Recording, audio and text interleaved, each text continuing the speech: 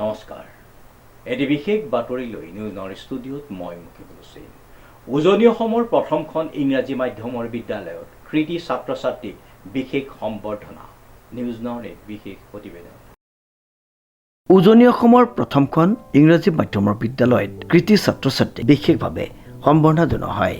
উল্লেখযোগ্য যে শিক্ষানগৰী হিচাপে পৰিচিত যোৰহাটৰ লিচুবাৰী অঞ্চলত 1962 চনত প্ৰতিষ্ঠা লাভ কৰা উজনি অসমৰ প্ৰথমখন ইংৰাজী মাধ্যমৰ বিদ্যালয় হেমলতা সন্দিকৈ মেমৰিয়েল ইনষ্টিটিউটত সৃষ্টি হয় এক আনন্দময় আৰু গৌৰৱোজ্জ্বল পৰিৱেশ।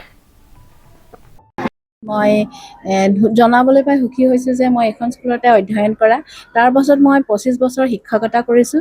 তাৰ পাছত মই এতিয়া অধ্যক্ষা ৰূপে আছোঁ। 2 বছৰ হৈছে, এটি ছেকেণ্ড ইয়েৰ হৈছে আৰু এই বছৰ আমাৰ 100% আমাৰ উত্তীৰ্ণ হৈছে আৰু প্ৰত্যেক বছৰে হয়, এই বছৰ বুলি নহয়, আমাৰ প্ৰত্যেক বছৰে হয়।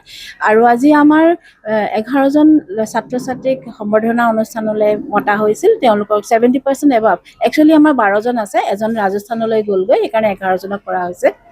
আৰু তেওঁলোকৰ যি অধ্যয়ন মানে তেওঁলোকৰ যি কষ্ট আৰু একাগ্ৰতা তাৰে মই ফল বুলি ভাবিছোঁ।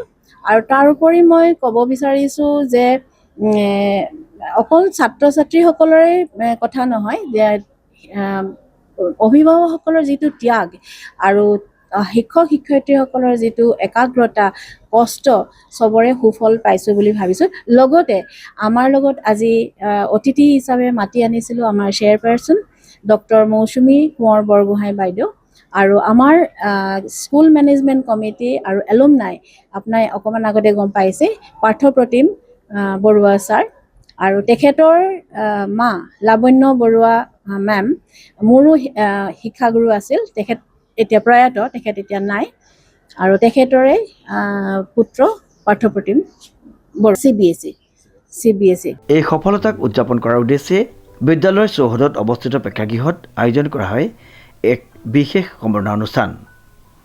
এই বছৰ মানে HSMৰ পৰা যিসকলে আপোনাৰ মেট্ৰিকত মানে হাইস্কুল শিক্ষান্ত পৰীক্ষাত যিসকলে টপ কৰিছে 90% এবাভ পাইছে আৰু 70% এবাভ পাইছে, তেখেতসকলক ফেলিচিটেট কৰিবৰ কাৰণে সম্বৰ্ধনা জনাবৰ কাৰণে এটি পতা কৰা হৈছিল অনুষ্ঠানটো। তাতে 11জনক ভাল লাগিলে, মানে পেৰেণ্টসকলৰ ফালৰ পৰা তেওঁলোকৰ ফিডবেকটো লোৱা হ'ল, তেওঁলোকে কেনেকৈ পঢ়াইছিলে। ছোৱালীখিনিও ক'লে মানে এতিয়া প্ৰেজেণ্ট ষ্টুডেণ্টে সুধিলে মানে যিখিনি আউটগয়িং যিখিনি এতিয়া ভাল কৰিছে তেওঁলোকক সুধিলে যে কেনেকৈ ধৰণে পঢ়িছিলে কি কথা, সেইখিনি তেওঁলোকে ভালকৈ কৈছে। অনুষ্ঠানত 70%ৰ অধিক নম্বৰ লাভ কৰি উত্তীৰ্ণ হোৱা কেইবাগৰাকীও কৃতি ছাত্ৰ ছাত্ৰীক সম্বৰ্ধনা জ্ঞাপন কৰা হয়। সম্বৰ্ধনাৰ অংশ হিচাপে তেওঁলোকক সম্বৰ্ধনা পত্ৰ আৰু উপহাৰ প্ৰদান কৰা হয়। ভাল লাগিছে, এইখন স্কুলত এটা স্পেচিয়েল এটাচমেণ্ট এটা আছে। আমি ইয়াতে পঢ়িছিলোঁ আৰু স্কুলখন কোনে আৰম্ভ কৰিছিলে সকলোৱে জানে, দুবাৰ আকৌ ক'বৰ দৰকাৰ নাই। আমাৰ কৃষ্ণকান্ত সন্দিকৈ ছাৰে কৰিছিলে, তাৰপিছত বিজয় সন্দিকৈ ছাৰে আমাক পঢ়াইছিল, চবেই জানেই। আৰু এনেকুৱা ইনফ্ৰাষ্ট্ৰাকচাৰ সেই সময়ত ইমান বছৰ আগত এনেকুৱা এটা পৰিৱেশত স্কুল এখন খুলি তেতিয়া কৈছিলে বহুত দূৰত স্কুল, যথেষ্ট জোৰ দিয়ে টিচাৰবিলাকৰ যথেষ্ট ভাল ডিচিপ্লিন স্কুল। আৰু ইয়াৰ যিবিলাক ল'ৰা ছোৱালী ইয়াতে থাকি ভাল ভাল স্কুল আমাৰ লগৰখিনিৰ কথা কৈছে গোটেই ৱৰ্ল্ডতে আছে। অনুষ্ঠানতে বিদ্যালয়ৰ কৰ্তৃপক্ষই অভিভাৱকসকলকো বিশেষভাৱে আমন্ত্ৰণ জনাই মত বিনিময় কৰে। অভিভাৱকসকলে বিদ্যালয়খনৰ শিক্ষাৰ পৰিৱেশ শৃংখলা আৰু শিক্ষকৰ আন্তৰিক প্ৰচেষ্টাৰ প্ৰশংসা কৰে। লগতে কনিষ্ঠ ছাত্ৰ ছাত্ৰীয়ে কৃতি শিক্ষাৰ্থীসকলৰ সৈতে মত বিনিময় কৰি বিভিন্ন প্ৰেৰণামূলক প্ৰশ্ন উত্থাপন কৰে। সফল পৰীক্ষাৰ্থীসকলেও নিজৰ অভিজ্ঞতা আৰু অধ্যয়নৰ পদ্ধতি ভাগ বতৰা কৰি কনিষ্ঠসকলক উৎসাহিত কৰে। উক্ত অনুষ্ঠানটোৱে বিদ্যালয়খনত এক ইতিবাচক আৰু অনুপ্ৰেৰণাদায়ক পৰিৱেশৰ সৃষ্টি কৰাৰ লগতে আগন্তুক সময়তো অধিক সফলতা লাভৰ পথ সুগম কৰি তুলিছে। অনুপম বৰাৰ ৰিপৰ্ট, নিউজ নাও।